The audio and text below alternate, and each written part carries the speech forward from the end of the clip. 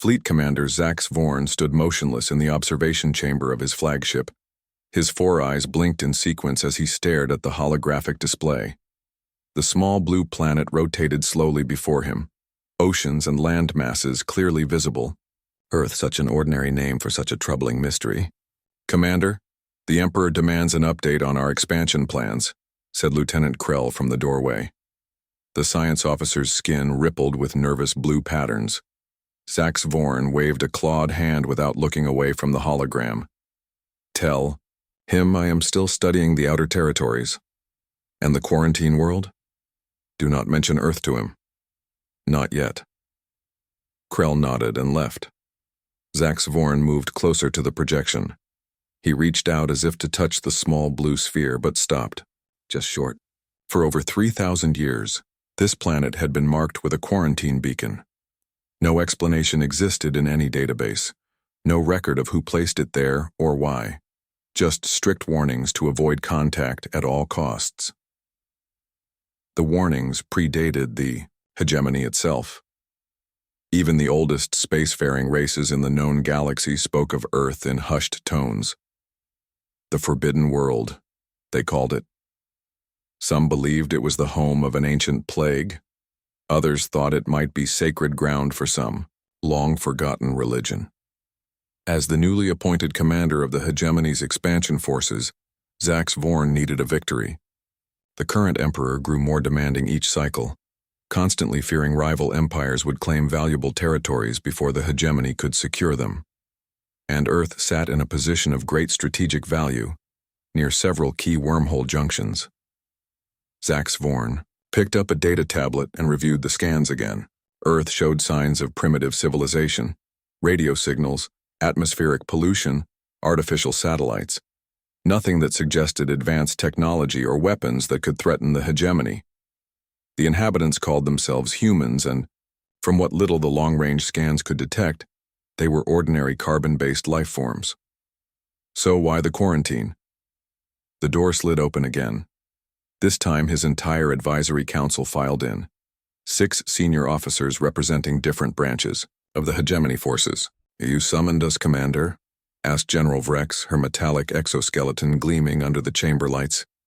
"I have made a decision regarding Earth," Zax Vorn said. He closed the hologram with a gesture and faced them. "We will send a research team to investigate why this world carries a quarantine marker." The council erupted in protest. The ancient warnings. No ship that has gone there has.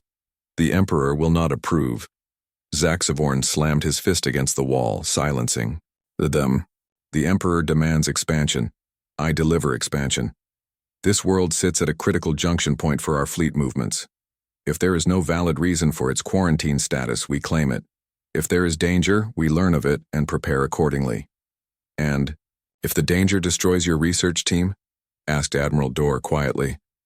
Then we will have learned valuable information at minimal cost. Zax Vorn replied coldly. Prepare our smallest stealth vessel. Select 3 crew members skilled in first contact protocols. They will observe only from orbit. No landing, no contact. The council members exchanged nervous glances but nodded. 3 cycles later, Zax Vorn watched as the small stealth ship slipped away from the fleet. The vessel was nearly invisible against the blackness of space, its hull designed to absorb rather than reflect light and energy.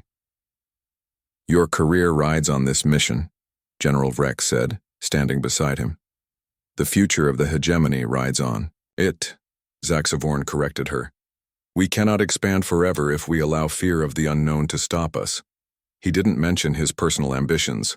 The first commander to solve the mystery of Earth would earn not just glory, but also the Emperor's favor, perhaps even a place in the Imperial line of succession. As the stealth ship vanished from sensors, Zax Vorn felt both excitement and unease. Something about Earth disturbed him on a level he couldn't explain. It was too ordinary, too unassuming, to warrant such ancient warnings, and that made it all the more dangerous. The stealth vessel shuddered violently as it entered Earth's atmosphere. Warning lights flashed across the control panel. Science Officer Krell fought to stabilize the ship, but the controls didn't respond. Systems failing! Gravitational readings make no sense, shouted Pilot Nexar, her thin fingers dancing across the emergency protocols. Engineer Drav looked up from his station with panic in his 6 eyes. The hull integrity is collapsing. Something about this planet's field is affecting our technology. Krell knew they wouldn't survive. As the ship spiraled downward, he activated the emergency beacon and data transmitter. At least their deaths might provide valuable information to Commander Zax Vorn.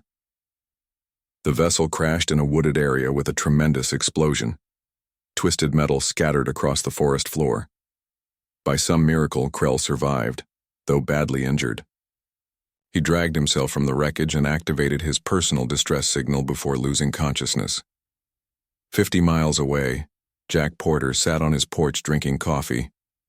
At 45, the former military intelligence officer enjoyed his quiet life as sheriff of Pine Creek, a small town of just 200 people. When his radio crackled with reports of a meteor strike in the national forest, Jack sighed. His peaceful morning was over. He drove his truck down the bumpy forest road, following the smoke trail. Jack expected to find a small crater with a rock in it. What he found instead froze him in place. The wreckage wasn't natural. Metal pieces with strange markings lay everywhere. And it definitely wasn't human technology. Jack had seen classified aircraft during his military days, and nothing on Earth looked like this. Then he saw the body. At first, Jack thought it might be a burned human, but as he got closer, he realized this was something else entirely. The creature had bluish-gray skin, 4 arms, and an oversized head with what looked like gills on its neck. It was still breathing. Jack's hand moved to his gun, then stopped. His training told him to call this in immediately. Homeland Security would take over. Scientists would descend. The creature would disappear into some laboratory. But something made Jack hesitate. He remembered his final mission, the one that made him quit and seek the quiet life. The mission the government called the event. Jack made his decision quickly. He lifted the alien carefully into his truck, covered it with a tarp, and drove away from the crash site. 20 minutes later, other authorities would arrive and secure the area, but they would find no survivors. In space, aboard the Hegemony, flagship Commander Zax Vorn received the distress signal from the crashed vessel. The data packet contained the ship's final readings before impact. "Analysis complete, Commander," said Admiral Dorr. "The initial scans show nothing remarkable about human physiology. They appear to be typical carbon-based life forms with moderate technological advancement." "Then what caused our ship to fail?" demanded Zax Vorn. "Unknown, sir. The data is corrupted, but there's something strange in the final atmospheric readings." Zax Vorn studied the report carefully. "These energy patterns, and I've never seen anything like them." General Vrex entered the command center with a grave expression. "The Council is demanding an explanation, Commander. Our stealth technology is among the most advanced in the galaxy. It shouldn't have failed." "Prepare a larger expedition," Zax Vorn ordered. "I want 3 research vessels and a battle cruiser." "That violates direct quarantine protocols," Vrex warned. "The quarantine is based on fear of the unknown. I intend to make it known." Zax Vorn turned to his console and pulled up ancient records recently acquired from a conquered civilization. "Meanwhile, I'll search for answers in these archives." Back on Earth, Jack carried the unconscious alien into his isolated cabin deep in the woods. He cleaned its wounds as best he could, having no idea if human medicine would help or harm it. The creature's eyes suddenly opened. All 4 of them fixed on Jack. It made a strange clicking sound, then spoke in a harsh mechanical voice. "Why, help?" Jack stepped back in shock. "You speak English?" Translation: "Implant," the alien managed before losing consciousness again. Jack sat heavily in a chair. This changed everything. If it could talk, it could answer questions. Questions about what lay beyond Earth, and perhaps about what had really happened during the event. 3 days passed before the alien fully regained consciousness. Jack had moved a small bed into the living room of his cabin and kept watch, applying basic first aid to wounds he barely understood. When all 4 of the creature's eyes finally opened at once, Jack sat up straight in his chair. "Can you understand me?" Jack asked. The alien made a series of clicking sounds before speaking in broken English. Yes. Translation, improving with exposure. I'm Jack Porter, Sheriff of Pine Creek, ex-military. I am Science Officer Krell, Galactic Hegemony. Jack offered a cup of water, which Krell examined carefully before drinking. Why did you help me? Krell asked. Your kind should not know of us. I've seen things that aren't supposed to exist, Jack replied. Military intelligence teaches you when to follow protocol and when to make your own calls.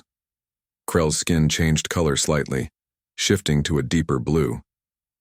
Your planet is quarantined. Has been for thousands of years. No contact allowed. This surprised Jack. Quarantined? By who? Unknown. Warning predates hegemony records. All species respect it. Except yours. Commander Zax Vorn. Ambitious. Wants answers. Jack moved to a shelf and pulled out an old metal box. Inside were classified files he had kept after leaving the military. He shouldn't have them, but after the event, he didn't trust the government to tell the whole truth. Something happened in 2032, Jack explained, showing Krell a document with most text blacked out. The military called it the event. I was part of a team sent to investigate a situation in Alaska. Something was found in the ice. As Krell examined the document, Jack continued, after that mission I started having nightmares. Memories that didn't make sense. The government gave me therapy, said I had trauma, then pushed me into early retirement. Krell's eyes widened. This symbol here, I recognize it. The alien pointed to a strange marking at the top of the document. Very old, seen in ancient ruins, across galaxy. In space, Commander Zaxvorn had barely slept for days. He hunched over historical records taken from the archives of conquered worlds.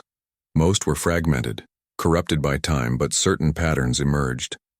Commander, you wanted to see this, said Admiral Dorr, entering with a data tablet. Our deep space sensors detected a signal from Earth. It's faint but matches Krell's personal beacon. Zaxvorn's heart raced. He's alive? Possibly. The signal is weak and intermittent. Prepare my personal transport. I will lead the research expedition myself. Sir, the Council will not approve. The Council doesn't need to know yet. Zaxvorn turned his screen toward Dorr. Look at what I found. These ancient Zolaxian texts refer to Earth as the cradle of sleepers.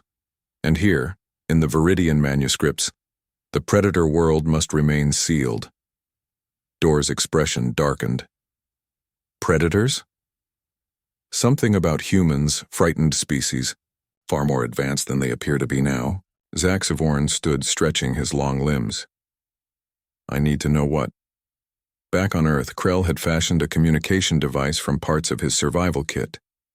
He sent an encrypted message to the Hegemony fleet, containing observations that disturbed him deeply. Your species heals remarkably fast, Krell told Jack as he finished the transmission. Your sleep patterns are unusual too. Most sentient species require far more rest. Is that important? Perhaps. Krell hesitated. You asked about the quarantine. I have theory now. Not about containing danger on Earth, but containing Earth itself. Jack frowned. You think we're the danger? We haven't even reached Mars yet. Not your technology, something else. Krell pointed to Jack's temple. In your brain, your DNA, something sleeping. Jack felt a chill run down his spine as fragments of suppressed memories from the event flickered through his mind. A dark chamber deep under the ice, strange markings that seemed to move when you looked away, and a voice that spoke directly into his thoughts. We need help, Jack said suddenly. I know someone who might understand this. My ex-wife. She's a neurologist who studies unusual brain patterns. Krell's skin rippled with blue patterns. Dangerous to involve others. More dangerous not to, Jack replied, picking up his phone. Because whatever we found in Alaska 7 years ago, whatever made them quarantine Earth, I think it's waking. Dr. Allison Miller parked her car next to Jack's truck the following evening. She hadn't spoken to her ex-husband in over a year, not since their divorce was finalized. His urgent call about something related to the event had brought her driving 3 hours to his remote cabin. She knocked once before opening the door. "Jack? It's me." Jack stepped into view, looking tense. "Thanks for coming, Allie. You said it was about Alaska, the event. It's about more than that now." Jack took a deep breath. "I need you to stay calm. I have someone you need to meet." Allison followed Jack into the living room and froze. Sitting on the couch was clearly not a human. The blue-skinned creature with 4 eyes looked back at her with equal curiosity. "This is Krell," Jack said simply. "He's from space." Allison's scientific mind quickly overcame her shock. She moved closer, studying the alien with professional interest. How is this possible? His body structure, the eyes. "I am Science Officer Krell of Galactic Hegemony Research Vessel," Krell introduced himself. "Jack says you study brain patterns." Allison nodded slowly. "I'm a neurologist specializing in unusual neural structures. My research focuses on evolutionary anomalies in human brain development." "Show her what you showed me," Jack said to Krell. Krell activated a small device that projected a holographic image of a human brain scan. "This is standard human brain according to our records." He pressed another button. "This is Jack's brain. Scan I took yesterday." The differences were subtle but clear to Allison's trained eye. Jack's brain showed unusual activity in areas typically dormant in humans. She gasped. "This matches my research," she said in a hushed voice. "I've been studying rare cases of people with these exact patterns. The government has been funding my work through a classified program. In space, Zax Vorn's expedition approached Earth's solar system.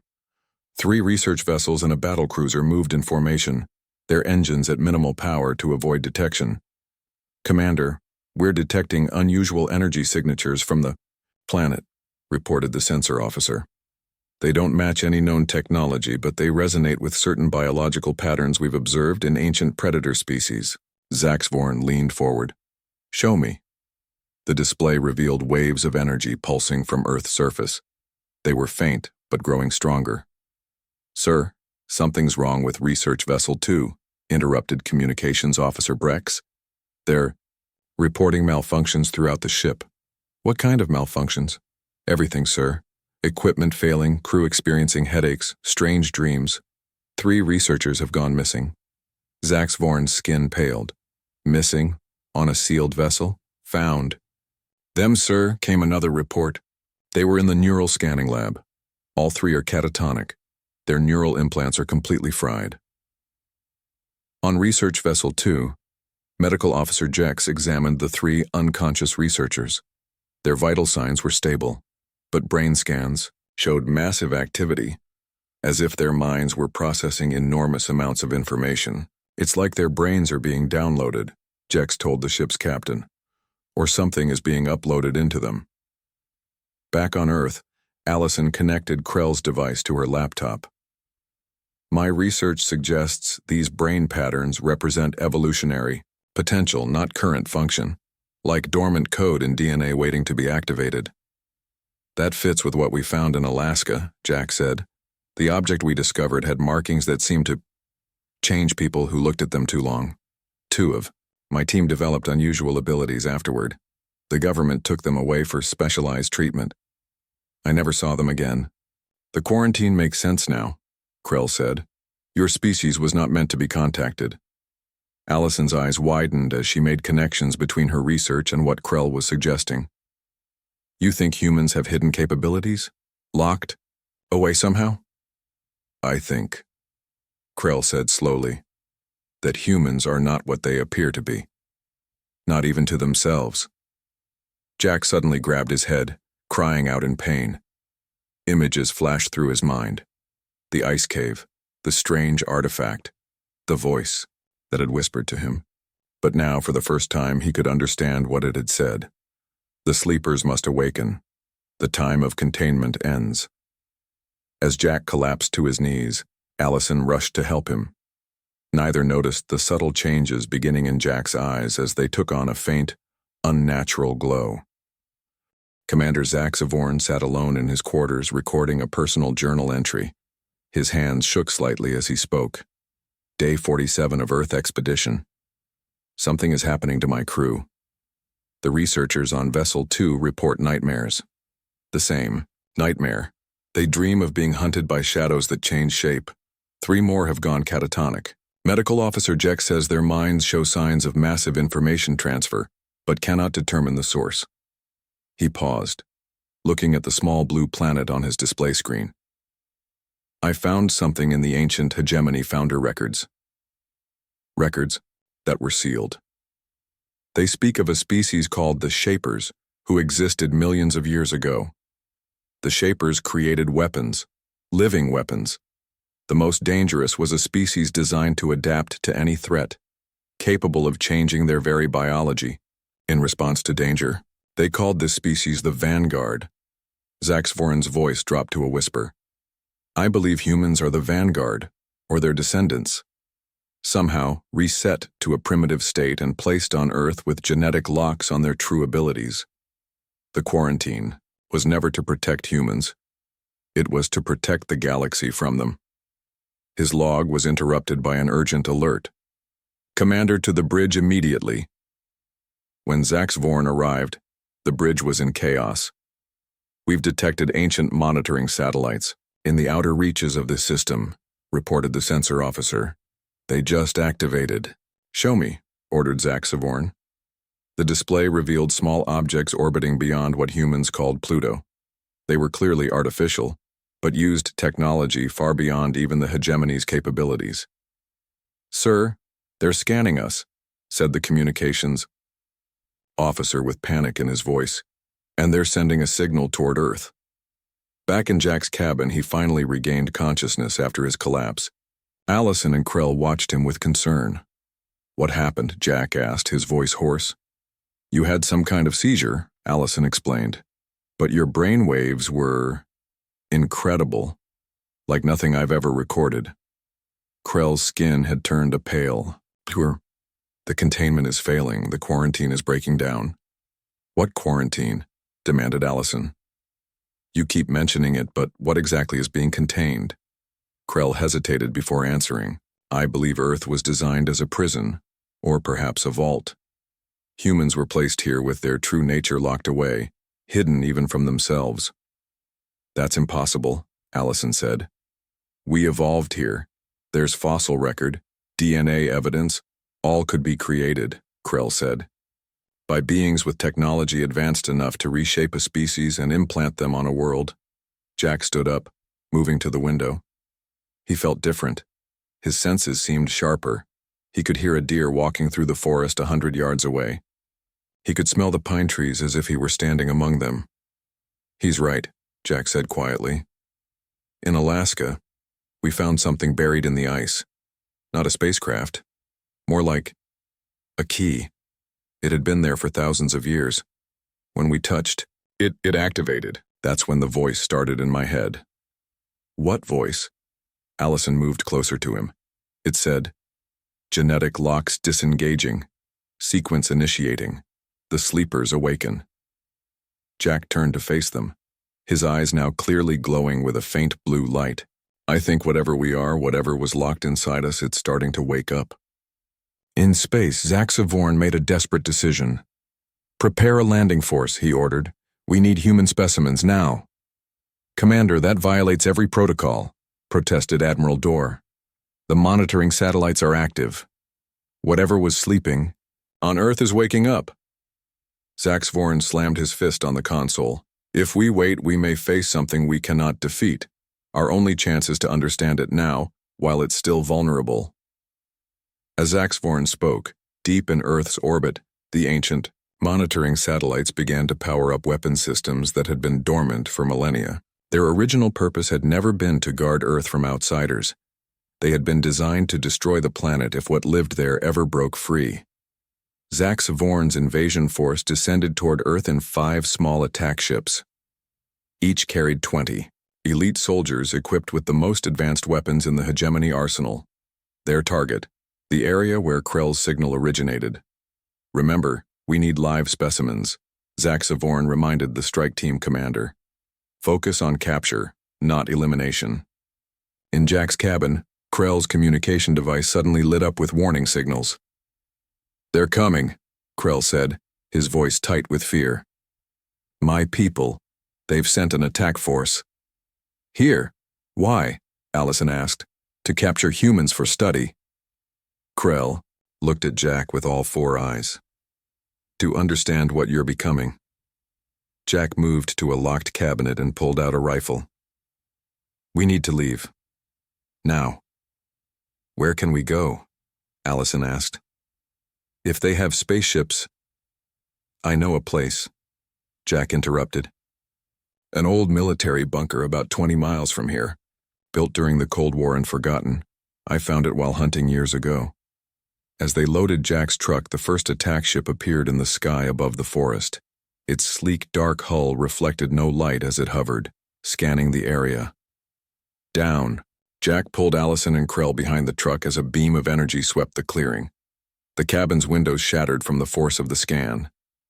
"They've found us," Krell whispered. Jack's eyes glowed brighter. "Get in the truck, stay down." As they pulled away from the cabin, 2 more ships appeared on the horizon. Jack drove recklessly down the forest road, branches whipping the windshield. A blast of energy struck the ground behind them, sending dirt and trees flying. "They're not trying to capture us," Allison shouted. "They're trying to kill us." In orbit, Admiral Dorr contacted Zax Vorn with alarming news. "Commander," the Ancient, "monitoring satellites are tracking our attack ships. They've powered weapon systems unlike anything we've seen before. Order the strike team to accelerate their mission," Zax Vorn replied. On the lead attack ship, the strike team commander received new orders and increased weapons power. They had located 3 targets, 2 humans, and what appeared to be science. "Officer Krell." The commander was surprised by the order to eliminate rather than capture, but he didn't question it. Jack felt something strange happening to his body as they raced through the forest. His reflexes seemed impossibly fast. He could see details in the darkened forest that should have been invisible at night. When a fallen tree blocked their path, he didn't even slow down. "Jack!" Allison screamed as they approached the obstacle. But Jack simply drove straight toward it. At the last moment, he yanked the wheel and the truck somehow squeezed through a gap that looked far too narrow to fit. Behind them, one of the attack ships crashed into the trees, unable to match the maneuver. "How did you do that?" Allison asked, her voice shaking. Jack didn't answer. He didn't know how to explain that he had somehow calculated the exact measurements of the gap and the truck in a split second. Krell watched Jack with growing amazement and fear. "It's happening faster than I expected. The genetic locks are failing. Completely." "What am I becoming?" Jack asked, his voice barely recognizable. "I don't know," Krell admitted. "But I think we're seeing what the quarantine was meant to prevent." As they reached a clearing, the remaining attack ships caught up. Energy beams cut through the air around them. One hit the back of the truck, sending it spinning out of control. They crashed into a ditch, the impact knocking Allison unconscious. Jack pulled her from the wreckage as Krell scrambled out. The alien ships landed nearby and armored soldiers began to emerge. "There's no escape," Krell said. Jack looked at the approaching soldiers, then at Allison's unconscious form. Something inside him shifted, like a final lock breaking open. His skin began to ripple with strange patterns. His muscles tensed with power that no human should possess. "Get her to safety," he told Krell. "I'll handle this." "You can't fight their weapons." Jack turned to face the approaching soldiers, his entire body now glowing with the same blue light as his eyes. "I don't think they can fight mine." The alien soldiers surrounded Jack, their weapons aimed at his glowing form. The strike team commander stepped forward, his translator converting his words to English. "Surrender, human. You cannot resist hegemony technology." Jack didn't move. Instead, he felt a strange awareness spreading through his body. He could sense the energy flowing through the alien weapons, could somehow see the patterns of their power systems. When the first soldier fired, Jack simply raised his hand. Energy beam stopped in midair, hovering like a frozen lightning bolt. "Impossible," gasped the commander. Jack pushed his hand forward and the energy beam reversed direction, striking the ship it had come from. The vessel exploded in a brilliant flash. Miles away, ordinary humans were beginning to experience strange, Changes. A farmer woke from a deep sleep, suddenly able to understand the language of his livestock. A young girl in Pine Creek found herself able to move objects without touching them. A doctor at the local hospital discovered he could see through his patient's skin to the organs beneath. Across the planet, dormant genetic sequences were activating, triggered by the energy emanating from Jack and others like him who had been exposed to artifacts like the one in Alaska. In orbit, Zaxvorn watched in horror as sensors showed hundreds, then thousands of energy signatures appearing across Earth's surface. "Sir," Admiral Dorr reported, "the ancient monitoring satellites are changing position. They're moving into attack formation around the planet. They're going to destroy Earth," Zaxvorn realized. "The failsafe is activating." On Research Vessel 2, Medical Officer Jex made a startling discovery. The three catatonic researchers suddenly woke, but they weren't themselves anymore. Their eyes glowed with the same blue light as the human on Earth. "We remember now," they said in perfect unison, their voices overlapping. "We were made to adapt, to evolve, to become whatever was needed." Near Jack's crashed truck, Krell had pulled Allison to safety behind a large rock. He watched in amazement as Jack fought the elite hegemony soldiers with abilities that defied explanation. Jack moved faster than the eye could follow, anticipated attacks before they happened, and seemed to instinctively understand how to disable the alien technology. "What's happening to him?" Allison asked, regaining consciousness. "Evolution," Krell said. "Accelerated beyond anything I've ever seen." As the last soldier fell, Jack turned to them. His appearance had changed subtly, his muscles more defined, his posture different, his movements fluid like a predator. "Are you still Jack?" Allison asked, stepping forward cautiously. "I'm still me," he said. "But I remember things now. Not just my life, but older memories. Like racial memories of what we once were." "And what were you?" Krell asked. "Guardians," Jack replied. "We were created as guardians for a civilization that feared its own extinction. They made us adaptable, able to evolve rapidly to face any threat. But they tried to control us, to make us weapons instead of protectors. That's when the conflict began. In space, Zaxvorn made a desperate decision. Contact the human called Jack Porter. I need to speak with him." On Earth, Jack heard Zaxvorn's transmission through the communication device in the alien ship. He stepped inside and activated the view screen. "Commander Zaxvorn, I presume?" The alien commander's four eyes widened at the sight of Jack's transformed appearance. "The monitoring satellites are preparing to destroy your planet," Zaxvorn said without preamble. "They were placed there as a failsafe if humans ever began to awaken." Jack nodded. "I know. I can sense them now." "Then you know you cannot stop them. Their technology is beyond anything." "Nothing is beyond us," Jack interrupted.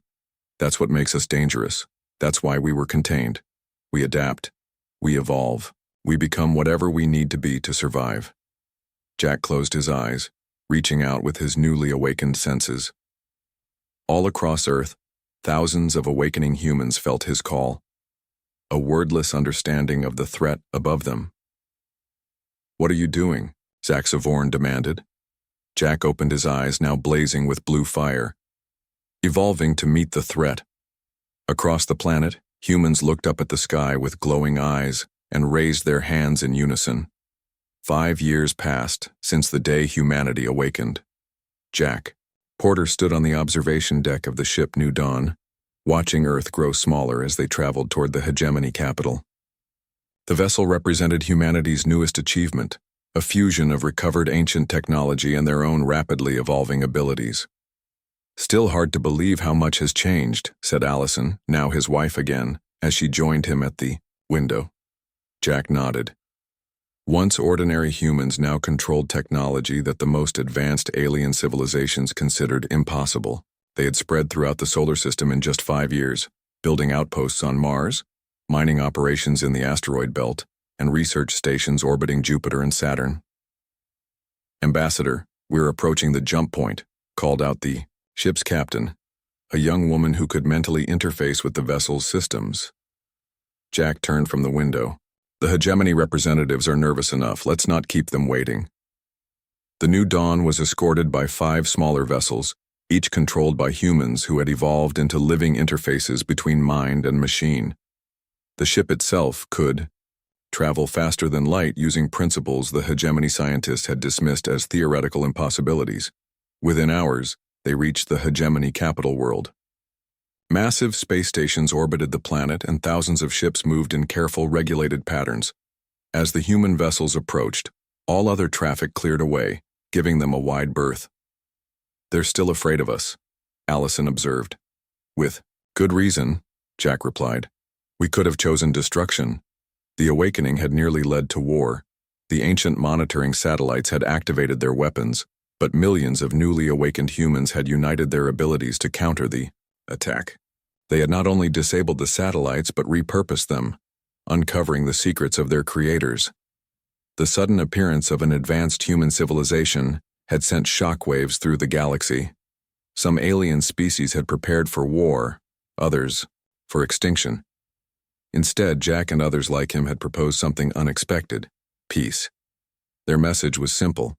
The quarantine now worked in reverse. Alien civilizations were welcome to establish diplomatic relations with Earth, but any aggression would be met with overwhelming force. In the hegemony's Grand Assembly Hall, Jack stood before representatives from over 200 worlds. Emperor Vorex, who had replaced the previous ruler after the Earth crisis, watched from his elevated platform.